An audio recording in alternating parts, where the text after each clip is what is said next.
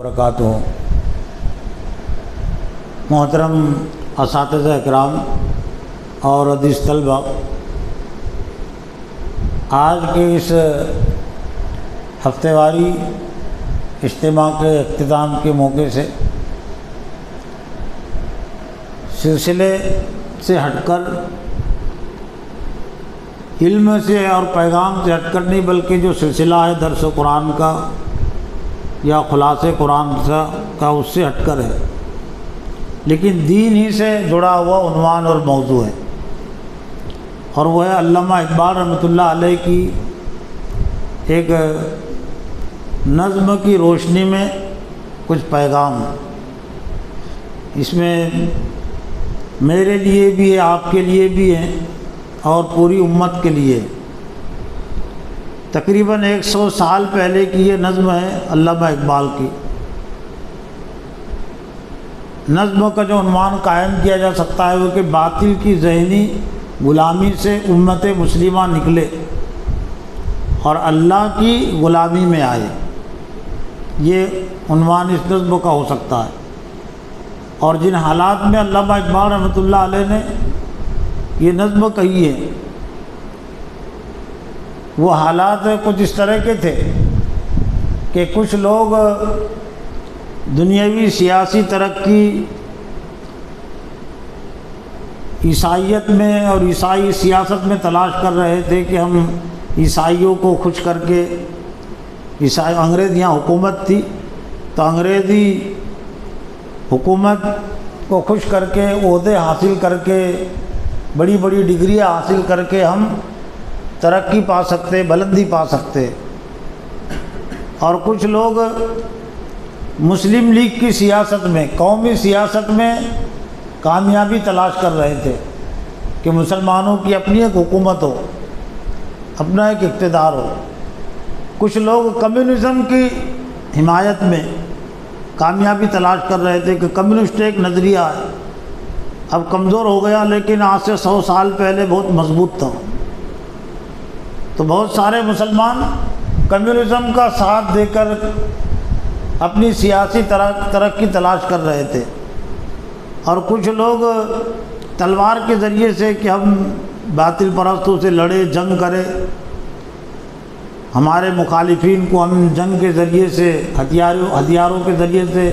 شکست دے تو پھر ہماری یہ مغلوبیت ختم ہو جائے گی، ہم کو غلبہ مل جائے گا۔ تو علامہ اقبال نے ان تمام حالات کو سامنے رکھ کر امت مسلمہ کی یہ جو مختلف خیالات تھے، مختلف نظریات تھے، ان کو سامنے رکھ کر اصل پیغام دیا۔ اور پیغام کا یا نظم کا جو لب لباب خلاصہ وہ یہ کہ جب تک کہ باطل کی ذہنی غلامی سے، باطل کی ذہنی غلامی میں نفس بھی آتا ہے، قوم بھی آتی ہے، اور اسلام کے علاوہ جتنے نظریات ہیں وہ سب کے سب باطل ہے، تو جب تک کہ یہ باطل نظریات کی غلامی باقی ہے تو تب تک کوئی تدبیر امت مسلمہ کو یہ پستی سے نہیں نکال سکتی۔ تو یہ حالات کو سامنے رکھ کر علامہ اقبال نے پیغام دیا تھا۔ موجودہ جو حالات ہیں وہ بھی اسی سے ملتے جلتے ہیں، صرف فرق اس میں یہ ہو گیا کہ اب مایوسی زیادہ آ گئی۔ اس وقت تو کم از کم یہ احساس تھا کہ یہ پستی سے ہم کو نکلنا چاہیے، لیکن اب یہ پستی سے نکلنے کا احساس بھی ختم ہو گیا، مردہ ہو گیا۔ اور کچھ لوگوں میں احساس ہے، سب میں نہیں، کچھ لوگوں میں احساس ہے، تو آج بھی وہ جمہوریت میں، قومیت میں، جمہوری سیاست میں، قومی سیاست میں وہ اس کا حل تلاش کر رہے ہیں۔ تو اس نظم کو سامنے رکھ کر اگر ہم کچھ سمجھیں گے تو باطل کی ذہنی غلامی سے نکلنا اور اسلام کی ذہنی غلامی میں آنا اور امت مسلمہ کو لانا ہمارے لیے آسان ہوگا۔ تو سن لیجئے نظم، آواز بہت زیادہ اچھی نہیں رہی لیکن سن لیجئے ترنم سے، کچھ جہاں پر وضاحت کی ضرورت ہوگی تو وضاحت کر دوں گا۔ غلامی میں ناکام آتی ہے تدبیریں نہ شمشیریں، حالات کو پس منظر کو سامنے رکھیں گے تو زیادہ آپ سمجھ سکیں گے۔ وہ جو تدبیریں اور شمشیر کی جمع ہیں، تو علامہ اقبال کے کہنے کا مطلب یہ ہے کہ یہ جب تک غلامی ہے تو کوئی تدبیر کام نہیں آتی، کوئی شمشیر کام نہیں آتی۔ غلامی میں نہ کام آتی ہے تدبیر نہ شمشیر، جو ہو ذوق یقین پیدا تو کٹ جاتی ہے زنجیریں، جو ہو ذوق یقین پیدا تو کٹ جاتی ہے زنجیریں، یعنی خدا کی ذات پر اگر یقین ہے تو جو زنجیریں ہیں جس میں جکڑے ہوئے ہوتے یا باطل پرست جکڑنا چاہتے ہیں، خاص طور سے اسلام پسندوں کو، تو علامہ اقبال کے کہنے کا مطلب یہ ہے کہ خدا کی ذات پر اگر ہمارا ایمان ہے تو یہ زنجیریں سب کٹ جاتی ہے۔ اور موجودہ جو حال ہے خاص طور سے حماس کا اور طالبان کا، اس کو سامنے رکھ کر ہم بخوبی سمجھ سکتے ہیں کہ دنیا کی بڑی بڑی طاقتیں، سپر پاور طاقتیں ان کو ختم کرنے میں لگی ہوئی ہے، لیکن خدا کی ذات پر ان کا ایمان ہے، اسلحہ اور تدبیریں ان کے بعد بہت کم ہیں، ذوق یقین ہے، جو ہو ذوق یقین پیدا تو کٹ جاتی ہے زنجیریں۔ پھر مومن میں اور امت مسلمہ میں کتنی طاقت اور قوت ہوتی ہے اگر وہ خدا پر ایمان رکھے، تو بعد کے شعر میں اللہ تعالیٰ علامہ اقبال نے اس کا تذکرہ کیا ہے کہ مومن اگر صحیح معنوں میں مومن ہو جائے، مومن میں مطلب ایمان کے اس میں سبھی تقاضے آتے ہیں، کوئی اندازہ کر سکتا ہے اس کے زور بازو کا، کون اندازہ کر سکتا ہے؟ یعنی مومن کے ساتھ اللہ کی مدد و نصرت ہوتی ہے، اور یہ گویا کہ اس کی ترجمانی ہے کہ یا ایھا الذین آمنوا ان تنصروا اللہ ینصرکم ویثبت اقدامکم، اے ایمان والو اگر تم اللہ کی مدد کرو گے تو تمہاری مدد کرے گا اور تمہارے قدموں کو جما دے گا۔ تو ظاہر بات ہے کون اندازہ کر سکتا ہے اللہ کی مومن کی طاقت اور قوت، گویا کہ دوسرے معنی میں اللہ کی طاقت اور قوت ہوتی ہے۔ کوئی اندازہ کر سکتا ہے اس کے زور بازو کا، نگاہ مرد مومن سے بدل جاتی ہے تقدیریں، نگاہ مرد مومن سے بدل جاتی ہے تقدیریں، دنیا کے جو حالات قوم کی جو تقدیر ہے وہ نگاہ مرد مومن سے بدل جاتی ہے۔ نگاہ مرد مومن سے یہ نگاہ نہیں ہے، وہ جس نقطۂ نظر سے دیکھتا ہے تو اس نقطۂ نظر کے ساتھ اس کا نظریہ ہوتا ہے، اس کی پوری طاقت اور قوت ہوتی ہے، جد و جہد ہوتی ہے، تو جد و جہد سے دنیا کا نقشہ بدل جاتا ہے۔ پھر علامہ اقبال نے ایک طرح سے اس جد و جہد کو حضرت ابراہیم علیہ السلام کی سیرت سے جوڑ کر سمجھایا کہ مشکلات پریشانیاں تو آتی ہے رہتی ہے، دین زندگیوں میں اور معاشرے میں ایسی آسانی سے نہیں آ جاتا، اس کے لیے قربانیاں دینی پڑتی ہیں، انبیاء کو قربانیاں دینی پڑی، انبیاء کے پیروکاروں کو، لیکن ہر قربانی ایک اپنے ساتھ ایک انعام لاتی ہے، ہر آزمائش جتنی بڑی آزمائش ہوتی ہے بڑا انعام وہ لاتی ہے، شرط یہ ہے کہ وہ ثابت قدم رہے۔ تو حضرت ابراہیم علیہ السلام کی سیرت کو سامنے رکھ کر پیغام دیا، اور ایک طرف اس لیے پیغام دیا کہ بہت سارے لوگ یہ اسلامی سیاست اور اسلامی نظام کے متعلق مایوسی میں مبتلا تھے کہ ہماری تعداد کم ہے، ہمارے پاس طاقت اور قوت کم ہے، تو کیسے حالات کو ہم تبدیل کریں گے۔ تو حضرت ابراہیم علیہ السلام کا حوالہ اس لیے کہ حضرت ابراہیم علیہ السلام دنیا میں اکیلے مومن تھے، لیکن انہوں نے جب باطل کی ذہنی غلامی سے اپنے آپ کو نکال لیا، آذر کی اور نمرود کی اور قوم کی، تو آذر بھی کچھ نہیں کر سکا، نمرود بھی کچھ نہیں کر سکا اور قوم بھی کچھ نہیں کر سکی۔ تو حضرت ابراہیم علیہ السلام کا تذکرہ کر کے علامہ اقبال نے وہ شعر میں امت مسلمہ کو پیغام دیا ہے کہ برائیمی نظر پیدا مگر مشکل سے ہوتی ہے، شعر کا مطلب برائیمی نظر پیدا کرو اپنے اندر، لیکن ساتھ ہی ساتھ ذرا مشکل بھی ہے، ناممکن نہیں ہے، اسلام کی کوئی بات ناممکن نہیں ہے، مشکل ہے، اور اس لیے اللہ نے مشکلات رکھی ہے تاکہ اس میں اچھے کھرے اور کھوٹوں کی پہچان ہو سکے، مومنین منافقین کی پہچان ہو سکے، اس لیے اسلام کی ہر بات کے ساتھ اللہ نے آزمائش رکھی ہے۔ تو براہیمی نظر پیدا مگر مشکل سے ہوتی ہے، ہوس چھپ چھپ کے سینوں میں بنا لیتی ہے تصویریں، ہوس چھپ چھپ کے سینوں میں بنا لیتی ہے تصویریں۔ اور پھر یہ جو اس وقت بہت سارے لوگ دنیا کی ترقی کو سب کچھ سمجھ رہے تھے کہ جن کے پاس حکومت ہے، حکمرانی ہے تو وہ کامیاب ہے، اور جن کے پاس حکومت نہیں ہو تو ناکام ہے۔ آج بھی ایسے ہی سمجھتے لوگ، کامیابی کے لیے یہ حکومت کو اور غلبے کو کافی سمجھ لیا گیا، اور جن کے پاس حکومت نہیں تو وہ ناکام ہے۔ تو اس سوچ کی تردید کی علامہ اقبال نے کہ یہ جو ولایت، بادشاہی، یہ کیا ہے، یہ سب یہ اللہ تعالیٰ کا ایک اصول ہے، وہ جو قرآن مجید میں کہ قل اللہم مالک الملک تؤتی الملک من تشاء وتنزل الملک ممن تشاء وتعز من تشاء وتذل من تشاء بیدک الخیر، کہ کہہ دیجئے کہ اللہ تعالیٰ مالک الملک، تو ملکوں کا مالک ہے، تو جس کو چاہتا ہے حکومت دیتا ہے، جس سے چاہتا ہے حکومت کو چھین لیتا ہے۔ تو جس کو اللہ نے حکومت دی ہے دنیا، اس کا مطلب یہ نہیں کہ اللہ اس سے راضی ہے، اس میں بھی اس کے لیے آزمائش ہے، اور اہل ایمان کے لیے بھی اس میں آزمائش ہے، اور جس کو چاہتا ہے عزت دیتا ہے، جس کو چاہتا ہے ذلت دیتا ہے۔ تو گویا کہ دنیا یہ عصری تعلیم پر اور عصری یہ زمانے کی جو سیاست ہے اس پر جو ناز کر رہے تھے، اس پر جو خوش ہو رہے تھے، تو اس کی حقیقت کو علامہ اقبال نے پیش کیا۔ ولایت بادشاہی علم اشیاء کی جہانگیری، عصری علوم کو کہتے ہیں علم اشیاء، وہ علامہ آدم الاسماء ہے نا، دنیاوی علوم، عصری علوم، یہ بھونڈی تقسیم ہے، اصل ہے علم اشیاء اور علم ہدایت قرآنی لحاظ سے۔ اور علم اشیاء یہ پیدائشی طور سے حضرت آدم علیہ السلام کو دیا گیا، اور حضرت آدم کی مناسبت سے ان کی تمام اولاد کو، جس میں کافر بھی ہے اور جس میں ایمان والے بھی ہیں۔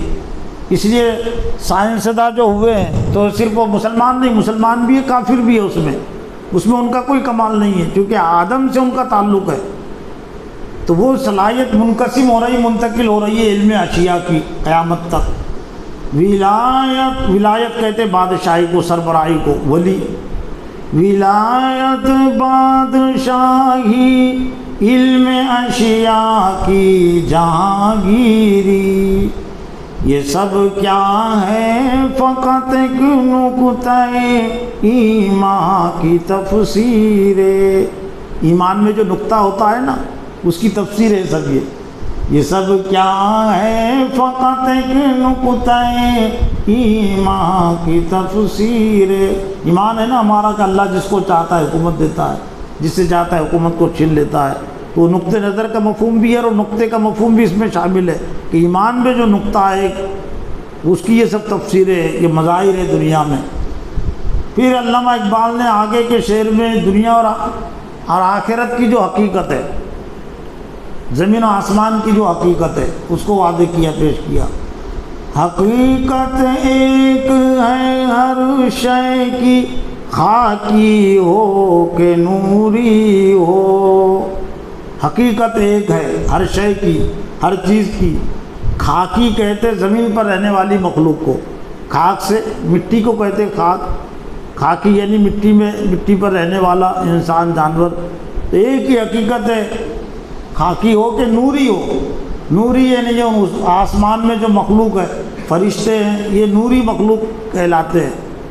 تو علامہ اقبال کے کہنے کا مطلب یہ کہ خاکی اور نوری کی حقیقت ایک ہی ہے۔ للہ ملک السماوات والارض، اللہ کی ملکیت آسمان اور زمین۔ زمین بھی اللہ کے لیے مسلم ہے، آسمان بھی اللہ کے لیے مسلم ہے۔ زمین پر رہنے والی مخلوق بھی اللہ کی مطیع اور فرما بردار ہے، اور آسمان پر رہنے والی بھی، آسمان میں رہنے والی۔ صرف اللہ نے جنوں کو اور انسانوں کو کچھ اختیار دیا ہے، ورنہ باقی سب مخلوق، آفاقی مخلوق اور زمینی مخلوق، وَلَوْ أَسْلَمَ مَنْ فِي السَّمَاوَاتِ وَالْأَرْضِ، اسی کے لیے مسلم ہے جو کچھ آسمانوں میں اور جو کچھ زمین میں ہے۔ تو حقیقت ایک ہے ہر شے کی، خاکی ہو کہ نوری ہو، لہو خورشید کا ٹپکے اگر ذرے کا دل چیرے، لہو خورشید کا ٹپکے اگر ذرے کا دل چیرے۔ لہو کہتے خون کو، لہو خورشید سورج اوپر جو ہے، لہو خورشید کا ٹپکے اگر ذرے کا دل چیرے، ذرہ کہتے زمین کے حصے کو ذرہ، تو زمین پر اگر ظلم و ستم ہوگا تو اللہ کا غضب بھڑکے گا، اور اللہ تعالیٰ ایسا نہیں چھوڑے گا، مرنے سے پہلے اللہ تعالیٰ دنیا میں عذاب دے گا، جیسا کہ نوح علیہ السلام کی نافرمان قوم، قوم عاد، قوم سمود، اور جس کی بھی سرکشی زیادہ بڑھ جاتی ہے تو پھر اللہ تعالیٰ زمین کو ظالموں سے پاک اور صاف کر دیتا ہے۔ تو وہی مطلب ہے کہ لہو خورشید کا ٹپکے اگر ذرے کا دل چیرے، زمین پر ظلم و ستم ہوگا، فساد ہوگا، تو آسمان خاموش نہیں رہے گا، اللہ خاموش نہیں رہے گا، لیکن اللہ میدان میں اس وقت آتا ہے جب کہ ہم اتمام حجت کا فریضہ ادا کرتے ہیں ظالموں پر، اور ہم اس اللہ کی مرضی کو سامنے رکھ کر جد و جہد کرتے تو پھر اللہ ساتھ میں رہتا ہے۔ تو لہو خورشید کا ٹپکے اگر ذرے کا دل چیرے، پھر اس وقت جو ظالم اور جابر تھے 100 سال پہلے جو ظلم و ستم کر رہے تھے، تو علامہ اقبال نے ماضی کی تاریخ ان کو یاد دلائی کہ ماضی میں اللہ تعالیٰ نے بڑے بڑے ظالموں اور جابروں کو عذاب کے ذریعے ہلاک کر دیا، تو تم بھی ذرا ہوشیار رہو، بیدار رہو۔ تمیز بندہ و آقا فساد آدمیت ہے، تمیز بندہ و آقا فساد آدمیت ہے۔ بندہ و آقا کہتے کچھ لوگوں کو غلام بنا دینا، کچھ لوگ آقا بن جانا، انسانوں کے درمیان میں تفریق کرنا کہ ہم برتر ہیں اور دوسرے بدتر ہیں، ہم اونچے اور دوسرے نچلے، تو یہ تمیز بندہ و آقا فساد آدمیت ہے۔ آدمیت میں فساد پیدا کرنا ہے، انسانیت میں پھوٹ ڈالنا ہے۔ تمیز بندہ و آقا فساد آدمیت ہے، حذر اے چیرہ دستہ سخت ہے فطرت کی تعذیر، حذر ڈرو بچو، حذر اے چیرہ دستہ ظلم و ستم کرنے والوں، چیرہ دستی فارسی لفظ ہے، ظلم و ستم کرنے والوں ڈرو بچو، سخت ہے فطرت کی تعذیر ہے، یعنی اللہ تعالیٰ کی جو سزا ہے بہت سخت ہے، اس نے بڑی بڑی قوموں کو ہلاک کر دیا، قوم عاد، قوم سمود، جن کا تعارف لم یخلق مثلھا فی البلاد، ایسی قوم زمین میں پیدا نہیں کی گئی، لیکن اللہ نے آن کے آن میں اس کو ہلاک کر دیا، برباد کر دیا۔ تو حذر اے چیرہ دستہ سخت ہے فطرت کی تعذیر، پھر آخری شعر اور ایک طرف سے یہ پوری نظم کا ایک طرح سے خلاصہ ہے، پوری نظم کی اس میں روح موجود ہے، لب لباب، اور یہ قابل خطیب کی، قابل مقرر کی بات ہوتی ہے کہ جہاں سے اپنی بات کو شروع کرتا ہے وہیں پر لے جا کر ختم کرتا ہے، اور یہ صلاحیت پیدا ہوتی ہے قرآن کی رہنمائی سے۔ اللہ کے جو یہ قرآن مجید اللہ کا خطاب ہے، تقریر ہے، تو جہاں سے اللہ تعالیٰ نے کوئی سورت شروع کی ہے تو جو غور و فکر سے پڑھتے ہیں کہ وہ سارا سورت اسی پیغام پر جا کر ختم ہوئی ہے۔ قرآن مجید ترتیب کے لحاظ سے جہاں سے شروع ہوا ہے الحمدللہ رب العالمین سے، تو ترتیب کے لحاظ سے جہاں ختم ہوا ہے قل اعوذ برب الناس ملک الناس الہ الناس من شر الوسواس الخناس، اللہ کا کلام ہے نا وہ۔ تو ایسے ہی علامہ اقبال کی شاعری میں بھی یہ خصوصیت تھی کہ جہاں سے اپنی بات کا آغاز کرتے تھے وہاں لے جا کر اس کو ختم کرتے تھے، خلاصہ کلام۔ تو ایک طرح سے پہلا جو شعر تھا نظم کا کہ علامہ اقبال نے تردید کی تھی کہ غلامی میں نہ کام آتی ہے تدبیر نہ شمشیر، جو ہو کے یقین پیدا تو کٹ جاتی ہے تدبیر۔ تو علامہ اقبال کے لیے لازم تھا نا کہ پھر کون سی چیز کام آنے والی ہے، تو جو چیز کام آنے والی علامہ اقبال نے پھر آخری آخری شعر میں اس کو بیان کیا ہے، یقین محکم، لیکن اس کو سمجھنے کے لیے پہلے شعر کو سامنے رکھنا ضروری ہے۔ غلامی میں نہ کام آتی ہے تدبیریں نہ شمشیریں، تو اب جو چیز کام آنے والی ہیں وہ تین چیزوں کا علامہ اقبال نے تذکرہ کیا ہے، یقین محکم، عمل پہ ہم، محبت فاتح عالم۔ دنیا کو فتح کرنے والی یہ تین چیزیں، دنیا کو فتح کرنے کا یہ ہتھیار، یقین محکم، مضبوط یقین اللہ کے ذات پر، عمل پہ ہم، مسلسل عمل، کبھی رکنا نہیں، محبت، اللہ سے محبت، اللہ کے بندوں سے محبت، انبیاء سے محبت، یقین محکم، عمل پہ ہم، محبت فاتح عالم۔ جہاد زندگانی میں ہے یہ مردوں کی شمشیر، یہ شمشیر، وہ جو شمشیر کی تردید کی علامہ اقبال نے کہ غلامی میں نہ کام آتی ہے تدبیریں نہ شمشیریں، تو علامہ اقبال نے کہا یہ تین اصل بڑی بڑی یہ تلواریں کہ یقین محکم، عمل پہ ہم، محبت فاتح عالم۔ جہاد زندگانی میں ہے یہ مردوں کی شمشیریں، غلامی میں نہ کام آتی ہے تدبیریں نہ شمشیریں، جو ہو ذوق یقین پیدا تو کٹ جاتی ہے زنجیریں۔